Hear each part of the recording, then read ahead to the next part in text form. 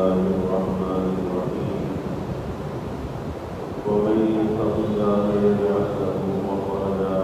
ويرزقه من حيث لا يحتسب ومن يتوكل على الله فهو حسبه قال النبي صلى الله عليه وسلم اللهم إنا نسألك الهدى والتقى والعفاف والغنى أو كما قال عليه الصلاة والتسليم رب اشرح لي صدري ويسر لي أمري واحلل عقدة من لساني يفقهوا قولي سبحانك لا علم لنا إلا ما علمتنا إنك أنت العليم الحكيم إن الله وملائكته يصلون على النبي يا أيها الذين آمنوا صلوا عليه وسلموا تسليما اللهم صل على محمد عبدك ورسولك وصل على المؤمنين والمؤمنات والمسلمين والمسلمات صدق الله العظيم وصدق رسوله النبي الكريم ونحن على ذلك لمن الشاهدين والشاكرين والحمد لله رب العالمين اللہ رب العزت کا بے حد کرم اور احسان ہے اللہ تعالیٰ نے جمعے کی ان بابرکت ساعات میں ہمیں اپنے گھر میں مل بیٹھنے کے لیے موقع عطا فرمایا اللہ تعالیٰ ہم سب کی اس حاضری کو قبول فرمائے اور اسے اپنی رضا کا اللہ ذریعہ بنائے اور اس در سے اللہ ہمیشہ وابستہ رکھے آج کل کے حالات پر اگر نظر جاتی ہے تو مشاہدہ یہ ہوتا ہے کہ ہر انسان پریشانیوں کا شکار ہے، ہر انسان مشکلات کے اندر گھرا ہوا ہے۔ ایک طرف مہنگائی کا سیلاب ہے، ایک طرف بے روزگاری ہے، گھروں کا چین سکون برباد ہو رہا ہے، زندگی کا گزر بسر، زندگی کی گاڑی کا چلانا مشکل ہوتا چلا جا رہا ہے، اور ایک الجھن، ایک پریشانی ایسی ہے کہ انسان یہ سوچتا ہے کہ اس الجھن سے، اس پریشانی سے کس طرح سے نجات ملے۔ تو حقیقت یہ ہے کہ واقعی دنیا جو ہے یہ مشکلات کا گھر ہے۔ دنیا آسانی اور مشکلات، یہاں پر یہ دونوں چیزیں ساتھ ساتھ چلتی ہیں، لیکن جہاں آسانیاں اللہ کی طرف سے آتی ہیں تو مشکلات بھی اللہ کی طرف سے آتی ہیں۔ اب اس مشکلات سے نکلنے کا راستہ کیا ہے اور ذریعہ کیا ہے، کس طرح سے انسان کچھ مشکلات اور پریشانیوں سے نکل سکتا ہے۔ تو یاد رکھیے کہ جب تک انسان کسی بھی مشکل سے نکلنے کے لیے اس کے راستوں کو اختیار نہیں کرتا، اس وقت تک اس مشکل اور پریشانی سے اسے نجات نہیں ملتی۔ اگر کوئی آدمی بیمار ہو جائے اور وہ اپنی بیماری کا ذکر تو کرتا رہے کہ میں بیمار ہوں، لیکن وہ ڈاکٹر کے پاس نہ جائے، وہ دوا استعمال نہ کرے، تو خالی اس کا یہ پکارنا، یہ شور بچانا اسے بیماری سے نجات نہیں دے گا۔ جب تک کہ وہ ڈاکٹر کے پاس نہ جائے، دوا کو استعمال نہ کرے، کیونکہ اللہ تعالیٰ نے دنیا کو اسباب کے ساتھ مسبب کیا ہے۔ دیکھا یہی جاتا ہے کہ دنیا کے معاملات کے اندر ہم اسباب کو اختیار کرتے ہیں، لیکن جب ہماری پریشانیوں کا، تنگ دستیوں کا ذکر آتا ہے، کہیں پر بے روزگاری کا ذکر آتا ہے، وبا کا زمانہ ہے، مشکلات کا زمانہ ہے، تو ہم صرف اس کا ذکر کر کے یہ سمجھتے ہیں کہ شاید اس ذکر کرنے سے ہمیں مشکل سے نجات مل جائے گی، تو یاد رکھیے کہ اس طرح سے مشکلات سے نجات نہیں ملا کرتی۔ اللہ نے ہمیں دین ایسا دیا ہے کہ ہمارا یہ دین زندگی کے ہر موقع پر، ہر موڑ پر ہماری رہنمائی کرتا ہے، اور ہمارے لیے عافیت کا راستہ یہی ہے کہ اگر ہم اپنے دین کی دامن کو مضبوطی سے پکڑ لیں اور اس کی رہبری کے اندر اپنی زندگی کو گزاریں،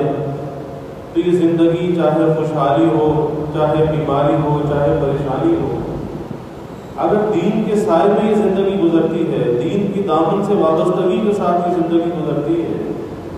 تو یہ زندگی بڑی راحت والی بن جاتی ہے، بڑے لطف اور بڑے مزے والی زندگی بن جاتی ہے۔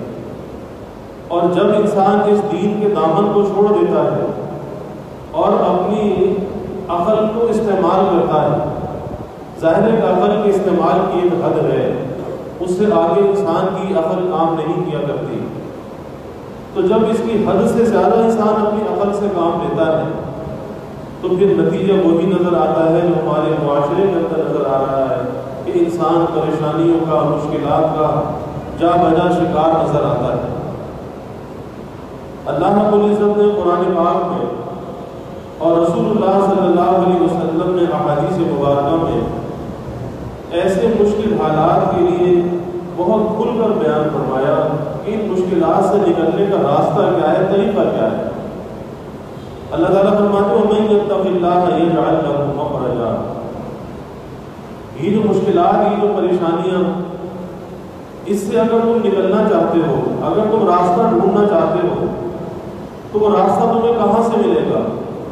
اس راستے کا طریقہ یہ ہے کہ تم تقویٰ کو اختیار کر لو، اللہ کے ڈر اور خوف کو اختیار کر لو۔ تم اپنے حصے کا کام کرو، اللہ اپنے حصے کا کام کرے گا۔ تم جب اللہ کے ڈر اور خوف کو اختیار کر لو گے، تقویٰ کو اختیار کر لو گے، تو نکلنے کا جو راستہ ہے وہ اللہ تمہارے لیے خود پیدا کر دے گا۔ تو پتہ یہ چلا کہ مشکلات سے نکلنے کا ذریعہ اگر کوئی ہے اور جو اللہ نے خود بیان کیا ہے، وہ ذریعہ یہی ہے کہ انسان تقویٰ کو اختیار کر لے، نیکی کو اختیار کر لے، گناہوں سے بچ کر زندگی کو گزارے۔ اب سوال یہ ہے کہ کیا تقویٰ کا اختیار کرنا کوئی مشکل بات ہے؟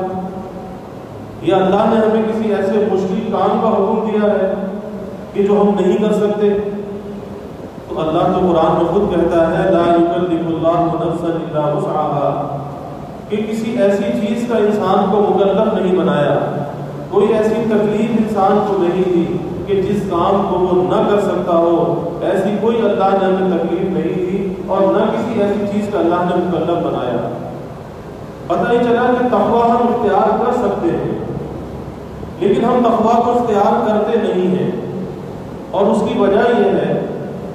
کہ یہ دنیا کی مادہ پرستی، دنیا کی مادیت، دنیا کی چمک دمک، دنیا کی لذتیں، دنیا کی شہوتیں، یہ انسان کی پیش نظر ہوتی ہے، اور جب انسان تقویٰ کو اختیار کرتا ہے تو اس کو حرام لذتوں کو چھوڑنا پڑتا ہے، حرام شہوتوں کو چھوڑنا پڑتا ہے۔ اللہ کو راضی کرنے کے لیے اسے حلال ذرائع پر قناعت کرنی پڑتی ہے، حلال پر اکتفا کرنا پڑتا ہے، اور جب آدمی حلال پر اکتفا کرتا ہے اور حرام کو چھوڑنا چاہتا ہے، چاہے وہ حرام لذت ہو، حرام شہوت ہو، تو انسان کی خواہشات پر ایک چوٹ پڑتی ہے، ایک ضرب پڑتی ہے، اور انسان اس ضرب اور چوٹ کو برداشت نہیں کر پاتا۔ یہی وجہ ہے کہ ان حرام ذریعوں کو، راستوں کو وہ چھوڑتا نہیں، اور جب اس کو چھوڑتا نہیں تو تقویٰ زندگی کے اندر آتا نہیں، اور زندگی میں مشکلات سے نکلنے کا راستہ تو تقویٰ ہے۔ اب جب تقویٰ زندگی کے اندر نہ آیا تو پھر راستہ کہاں سے ملے گا؟ کس ذریعے سے مشکلات اور پریشانی سے نکلے گا؟ اور اللہ تعالیٰ خالی یہی نہیں فرماتے کہ تقویٰ کو اختیار کرو، تمہارے لیے مشکلات سے نکلنے کا راستہ پیدا کر دوں گا۔ اللہ آگے یہ بھی کہتا ہے وَيَرْزُقْهُ مِنْ حَيْثُ لَا يَحْتَسِبُ، کہ تم تو رزق کے لیے پریشان ہو، روزی کے لیے پریشان ہو، آج کے بعد تمہیں کل کا فکر ہے کہ کل کیا ہوگا، آج اگر نوکری ہے تو کل باقی رہے گی یا نہیں رہے گی، کل میری دکان کس طرح سے چلے گی، کل بچوں کا پیٹ کس طرح سے بھروں گا۔ لیکن اللہ یہ کہتا ہے کہ تم تقویٰ کو اختیار کر لو، تم میرے بن جاؤ، میری رضا میں راضی رہنے والے بن جاؤ۔ وَيَرْزُقْهُ مِنْ حَيْثُ لَا يَحْتَسِبُ، پھر میں ایسی جگہ سے رزق عطا فرماؤں گا کہ جہاں سے تمہارا وہم و گمان بھی نہیں ہوگا۔ اور ظاہر ہے کہ ہمارا ایمان اللہ قادر ہے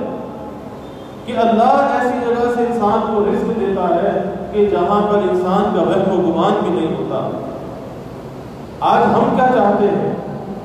آج ہم یہ چاہتے ہیں کہ ہمیں رزق حاصل ہو جائے، وہ چاہے کسی بھی ذریعے سے حاصل ہو جائے،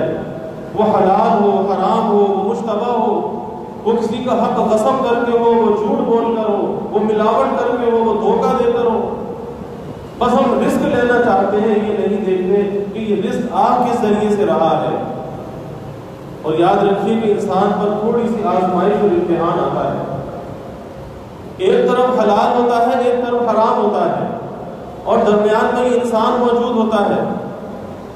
حرام کی اپنی ایک اس کی رغبت ہوتی ہے کہ اگر میں نے جھوٹ بول لیا تو زیادہ نفع مل جائے گا، اگر میں نے کسی کا حق مار لیا تو زیادہ میرا بھلا ہو جائے گا، جبکہ حقیقت یہ ہے کہ جھوٹ بول کر، دھوکہ دے کر، ملاوٹ کر کے، کسی کا حق غصب کر کے اگر وقتی طور پر کچھ زیادہ حاصل کر بھی لیا تو وہ انسان کے کام آنے والا نہیں ہے۔ وہ جس راستے سے آتا ہے اس راستے سے نکل جاتا ہے۔ انسان کی پریشانیاں اور مشکلات اپنی جگہ پر کھڑی رہتی ہیں کیونکہ وہ چیز اس کے لیے کفایت نہیں کرتی۔ اور ایک بات اور ذہن میں رکھنی چاہیے کہ ایک ہے انسان کا رزق اور ایک ہے رزق کی برکت۔ یہ دونوں چیزیں الگ الگ ہیں کہ جب انسان رزق کو حاصل کرے اس کے ساتھ اس کی برکت کو بھی حاصل کرے۔ رزق تو اللہ نے مقدر کر دیا ہے، اور جو اللہ نے انسان کے مقدر میں رزق لکھ دیا ہے وہ رزق اس تک پہنچ کر رہے گا، وہ رزق اسے مل کر رہے گا۔ تو رزق کا تو اللہ کا وعدہ ہے، لیکن اگر اس رزق کو ہم نے برکت کے ساتھ حاصل کیا پھر وہ رزق ہماری زندگی کے اندر خوشحالی بھی لائے گا، وہ سکون اور اطمینان بھی لائے گا، کیونکہ وہ اللہ کو راضی کر کے حاصل کیا ہوگا۔ اور اگر ہم نے اللہ کو ناراض کر کے رزق حاصل کیا تو رزق تو مل جائے گا لیکن اس کے اندر برکت نہیں ہوگی، اور جب برکت نہیں ہوگی تو پریشانی ہوگی، اور اس میں بیماری ہوگی، مقدمے بازی ہوگی، بہت سی مشکلات ہوگی، کیونکہ وہ رزق ہمارے لیے کفایت نہیں کرے گا۔ اور باوجود کثرت کے کہ نظر تو آئے گا کہ بہت کمایا ہے، لیکن انسان پھر فقیر ہوگا، پھر تنگ دست ہوگا، پھر بدحال ہوگا، اور اتنا کچھ کرنے کے باوجود بھی اسے یہی نظر آئے گا کہ میرا رزق میری کفایت نہیں کرتا۔ اور حقیقت یہ ہے کہ اگر آدمی حلال پر قناعت کو اختیار کر لے کہ وہ رزق اگر تھوڑا ہو لیکن حلال ذریعے سے حاصل کیا جائے، اور اس حلال پر قناعت اختیار کر لے۔ قناعت کسے کہتے ہیں کہ اللہ کی رضا میں راضی ہو جائے کہ اللہ نے اگر میرے مقدر میں یہ تھوڑا لکھا ہے میں اللہ کی تقسیم پر راضی ہوں، حرص اور ہوس کا شکار نہ ہو۔ اللہ اس تھوڑے کے اندر اتنی برکت ڈال دیتا ہے کہ اللہ اسے کسی کا محتاج نہیں بناتا، کسی کے آگے اسے اپنا ہاتھ سوال کے لیے ہاتھ دراز نہیں کرنا پڑتا، وہ کسی کا محتاج نہیں رہتا، اللہ اس کی ضروریات کی غیب سے کفالت کرتا ہے۔ لیکن بات وہ یہ کہ انسان کی زندگی کے اندر قناعت ہونی چاہیے۔ آج ہمارے معاشرے کے اندر قناعت نظر نہیں آتی، ہر آدمی حرص و ہوس کا شکار نظر آتا ہے، ہر آدمی اپنے سے اوپر والے کو دیکھتا ہے کہ جی میرے سے اوپر والا کیسی زندگی گزار رہا ہے، اس کا مکان کیسا ہے، اس کے پاس گاڑیاں کیسی ہیں، اس کا کاروبار کیسا ہے، تو پھر میں اس دوڑ کے اندر کیسے پیچھے رہ گیا، مجھے تو اس سے آگے بڑھنا چاہیے۔ اور جب یہ سوچ اور فکر انسان کے اوپر آتی ہے، یہ حرص اور طمع اس کے اندر آتی ہے، پھر حلال اور حرام کا امتیاز ختم ہو جاتا ہے، پھر وہ اس دوڑ کے اندر لگ جاتا ہے، چاہے اللہ راضی ہو یا ناراض ہو اس کی وہ پرواہ نہیں کرتا، پھر اپنی زندگی کے سکون کو اپنے ہاتھوں سے برباد کر لیتا ہے۔ تو قصور تو ہمارا اپنا ہوتا ہے، اور اگر غلطی ہم خود کرتے ہیں اس غلطی کی تلافی بھی ہم خود کر سکتے ہیں۔ اور جب وہ ہماری زندگی کا سکون چلا جاتا ہے، اطمینان چلا جاتا ہے، ہم لوگوں کے حقوق کو غصب کر لیتے ہیں، بہنوں کی میراث میں قبضہ کر لیتے ہیں، کسی کا قرض لے کر واپس نہیں کرتے، اللہ کی مخلوق کو اذیت اور تکلیف پہنچاتے ہیں، تو ظاہر ہے اس کی پاداش کے اندر دنیا میں سزا ضرور ملتی ہے، کیونکہ کوئی انسان اگر اللہ کو ناراض کرتا ہے، اللہ کے کسی حکم کو پامال کرتا ہے، اللہ دنیا میں اسے مہلت دیتا ہے، شاید یہ بندہ توبہ کر لے، شاید اس کی تلافی کر لے، اللہ دنیا میں پکڑ کو مسلط نہیں کرتا، اللہ اسے مہلت دیتا ہے، شاید یہ صحیح راستے پر آ جائے۔ لیکن اگر اللہ کی مخلوق کو ستاتا ہے، اللہ کی مخلوق کے حق کو غصب کرتا ہے، تو پھر دنیا کے اندر اللہ اس پر آزمائش کو مسلط کر دیتا ہے، اور وہ آزمائش ایسی ہوتی ہے کہ کوئی انسان اس آزمائش سے اس کو نہیں نکال سکتا، یہ خود اپنے آپ کو اس آزمائش سے نکال سکتا ہے، اور اس کا راستہ اس کی تلافی ہوتی ہے کہ جس کا حق غصب کیا ہے، جس کو زبان سے تکلیف پہنچائی ہے، ہاتھ سے تکلیف پہنچائی ہے، کسی کا قرض لے کر واپس نہیں کیا، ارے بھائی اس کی تلافی کر لے، معافی مانگ لے، اور یہ نہ سمجھ کہ معافی مانگنے سے چھوٹا ہو جاؤں گا۔ اگر زندگی کا سکون واپس لانا چاہتا ہے تو اس کا راستہ یہی ہے کہ بندوں کے حقوق کی تلافی کر دے، اللہ تیرے لیے راستے کھول دے گا۔ اور ہوتا کیا ہے؟ ہوتا یہ ہے کہ جب انسان اپنی خطاؤں کی پاداش میں مشکلات کے اندر گر جاتا ہے، پریشانیوں کے اندر گر جاتا ہے، تو پھر دعائیں بھی مانگنا شروع کر دیتا ہے، پھر وظیفے پڑھنا بھی شروع کر دیتا ہے، پھر وہ گھنٹوں بیٹھ کے تسبیحاں بھی پڑھتا رہتا ہے، کس لیے؟ کسی نے کچھ بتایا، کسی نے کچھ بتایا کہ مشکلات سے نکل جاؤں، لیکن وہ مشکلات بجائے کم ہونے کے بڑھتی رہتی ہیں۔ اس کا سبب یہ ہوتا ہے کہ وہ حجاب، وہ رکاوٹ جب تک انسان دور نہیں کرتا، نہ یہ دعا کام آتی ہے، نہ یہ وظیفہ کام آتا ہے، نہ کسی کا تعویذ کام آتا ہے۔ کسی کا تعویذ اس معاملے میں کام نہیں کرتا، اور رہی صحیح کسر اس قسم کے مشرک عاملوں کے پاس چلا جاتا ہے کہ جہاں پہ رہا سہا ایمان کی داؤ پہ لگا دیتا ہے، کسی کے تعویذ سے کام بن جائے اور کسی کے وظیفے سے کام بن جائے۔ یاد رکھیے کہ سب سے بڑا وظیفہ کیا ہے؟ سب سے بڑا وظیفہ یہ ہے اپنے اللہ کو راضی کرو، اللہ کی رضا کا خیال کرو، اور زندگی کے اندر ایک فکر کو لگا لو، اس فکر کو ہمیشہ کے لیے دامنگیر کر لو، اور وہ فکر کیا فکر ہے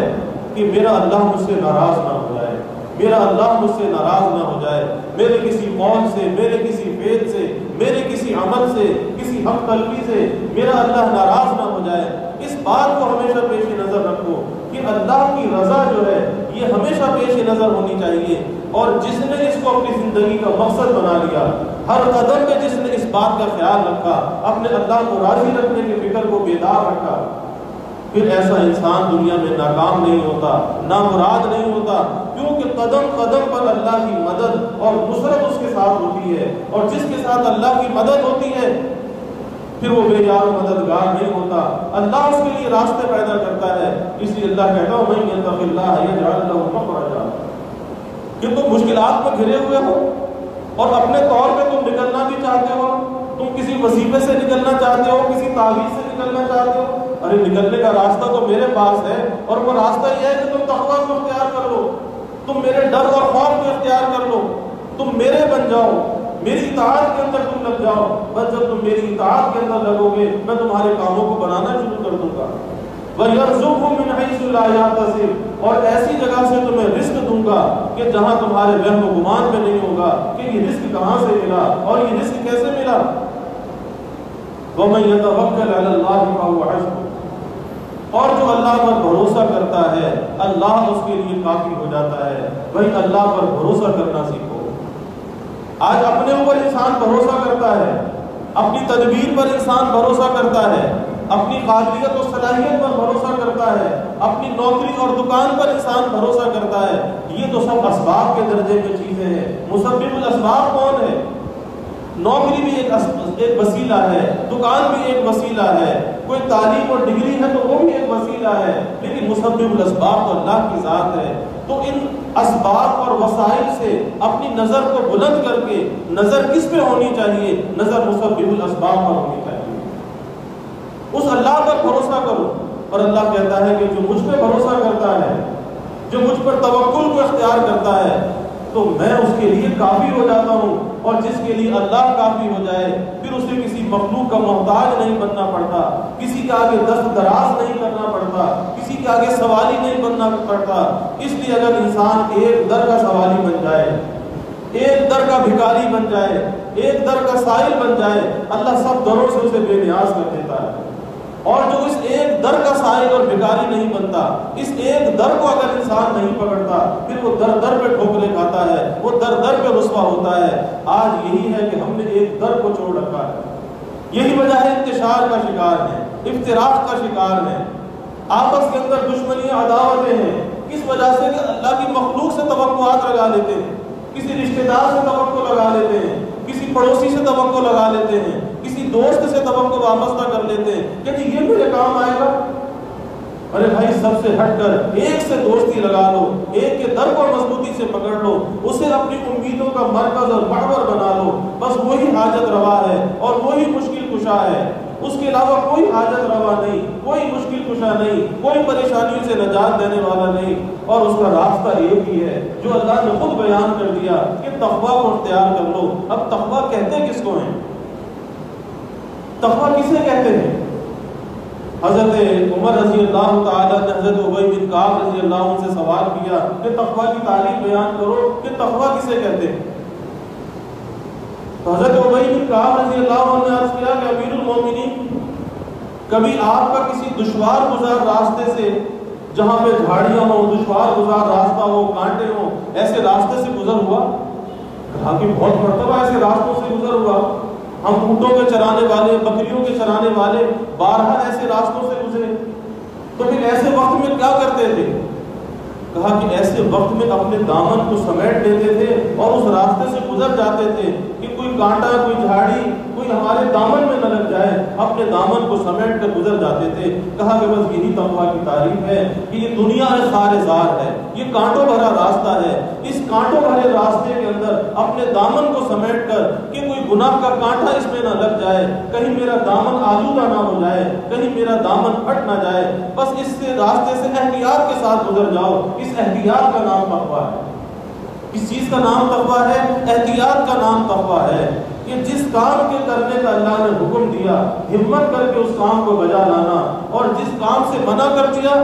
اب چاہے جان چلی جائے میں اس کام کے قریب نہیں جاؤں گا، چاہے مجھے کتنا نفع نظر آتا ہو، کتنا فائدہ نظر آتا ہو، لیکن اللہ کو ناراض کر کے کوئی فائدہ نہیں۔ اور دنیا کا فائدہ بھی کوئی فائدہ ہے، ارے اصل فائدہ تو آخرت کا فائدہ ہے۔ کیا اس دنیا کے فائدے کے لیے اپنی آخرت کو کھوٹا کرنا چاہیے؟ اپنی آخرت کا نقصان کرنا چاہیے؟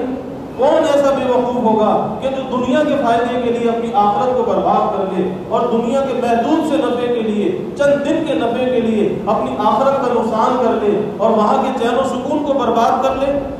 اس لیے جب دنیا کی نعمتوں کو استعمال کرے، دنیا کی نعمتوں کو حاصل کرے، تو یہ بھی سوچ لینا چاہیے کہ کہیں اس کی وجہ سے آخرت کی نعمتوں کو کھوٹا تو نہیں کر رہا، آخرت کی نعمتوں کا نقصان تو نہیں کر رہا، کہیں ایسا تو نہیں ہے کہ یہاں یہ چیز حاصل کر کے وہاں کی نعمتوں سے محروم ہو جاؤں۔ اور اللہ نے یہ ڈر اور خوف صحابہ کو دیا تھا کہ صحابہ دنیا کی نعمتوں کو استعمال کرتے تھے لیکن روتے تھے، ڈرتے تھے کہ کہیں ایسا تو نہیں ہے کہ اللہ نے جو نعمتیں جنت میں دینی تھی وہ نعمتیں اللہ نے دنیا میں ہمیں دینی، تو ان نعمتوں کو استعمال کر کے بھی روتے تھے، ڈرتے تھے کہ کہیں وہاں کی نعمتوں سے محروم نہ ہو جائیں۔ اور آج ہمارے اندر تو بھائی بے فکری ہے، خدا را فکر کو پیدا کیجئے، اور وہ ایک ہی فکر ہے کہ زندگی کیسے گزارنی ہے، اللہ کو راضی کر کے گزارنی ہے، اور اللہ کو راضی کرنا یہ سب سے آسان کام ہے۔ کسی انسان کو راضی کرنا یہ بہت مشکل، لیکن دنیا میں سب سے آسان کام اگر کوئی پوچھے کہ کیا ہے تو سب سے آسان کام اپنے اللہ کو، اپنے رب کو راضی کرنا ہے، اور ہم نے اس آسان کو مشکل سمجھ رکھا ہے۔ اللہ ہمیں صحیح فہم عطا فرمائے، صحیح راستوں پہ چلنے والا بنائے، اللہ اپنی ذات پر بھروسہ اور یقین بھی عطا فرمائے، اور اللہ ہمارے دلوں میں قناعت بھی ڈال دے، حرص اور حوث سے اللہ ہماری حفاظت فرمائے۔ وآخر دعوانا الحمدللہ۔